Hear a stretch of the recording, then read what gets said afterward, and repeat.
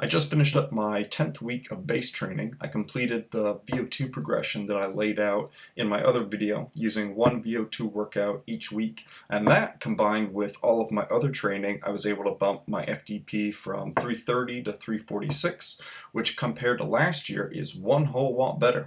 And it's also earlier in the year, so hopefully I'll be able to keep progressing that in that dimension.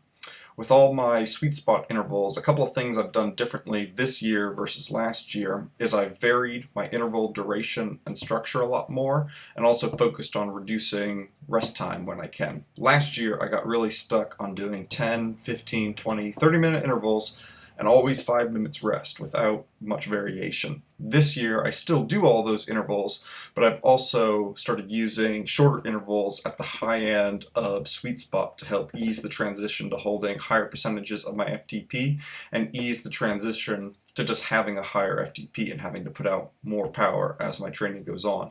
And also focusing on reducing rest interval time, sometimes with shorter intervals, just 30 seconds to a minute's rest, and even with longer intervals, cutting that rest time down to 2 to 4 minutes, only taking the full 5 minutes if I really need it to complete the next interval.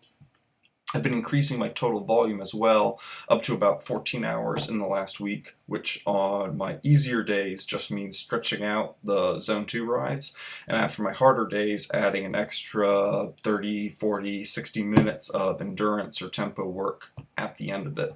It's very much a balancing act on the easy days because your first priority is always to leave yourself ready to hit your interval days hard, and you have to get a feel for what you're capable of recovering from without hindering your next day's workouts. That can be anywhere from, a ride at 0.5 intensity factor up to 0.65 or 0.7 is really starting to push it, but anywhere in there might be possible for you, especially depending on how hard your hard workout is.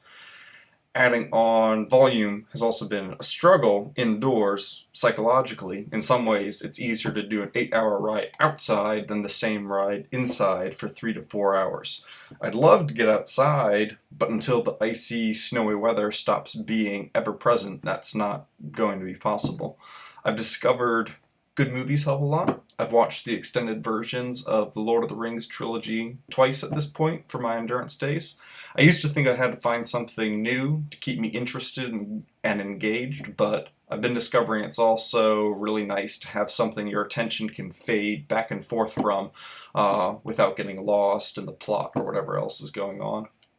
Some of my harder days, I've also been swapping out sweet spot rides for harder endurance rides, 3 to 4 hours at a fairly high percentage of my endurance pace, basically working on pushing up my sustainable power. The best I've done a couple days ago was 3 hours at 250 watts. As we get closer to racing, I'll eventually extend that up to 6 to 8 hours, again trying to hold a high percentage. Even though my target power for 12 to 24 hours is around 200 watts, it's not very practical or beneficial to do 12-hour training days. It's just too much fatigue and it kind of wears down your body for too long. The idea is basically that the ability to sustain a higher power output for 4 to 8 hours will translate to being efficient at a lower power output for 12 to 24 hours. Very similar to raising your FTP, but on a larger scale. One of my new struggles that's also a very old struggle is I've been nauseous every morning. I've had this been a thing my whole life, and it's part of why I used to never eat breakfast in the morning. Since this year I've been able to train in the morning, I've also been trying to eat a small breakfast, usually just some rice or toast, some simple carbs, because I'm hopping on the bike right away after I get up. And the nausea has been manageably fine for about 10 weeks, usually fading once I start warming up. Until this past week, it just wouldn't go away once I got on the bike. And when I did my VO2 session about a week ago, at the end of it, I thought I might puke from how bad it got. Completed the workout though, so I took to the internet, which was fun. Lots of useful possibilities out there. I'm not pregnant, big surprise. Not experiencing withdrawal from narcotics, so that's sadly not the cause. Caffeine withdrawal was a possibility. I do take a lot of caffeine before workouts, but on easy days and rest days, when I have zero caffeine, the nausea still always used to go away. So that didn't make sense either. The only other suggestion that made sense for me as a non-pregnant and non-drug user was to eat something in the morning. And at first I dismissed this because I've been eating simple foods and it hasn't been helping, but I stretched my mind back to my childhood and remembered what my mom would always make me eat if I had the stomach flu: crackers and Coca-Cola. Didn't have any Coke in the house, but I figured I could try the crackers, just to cross it off the list like everything else.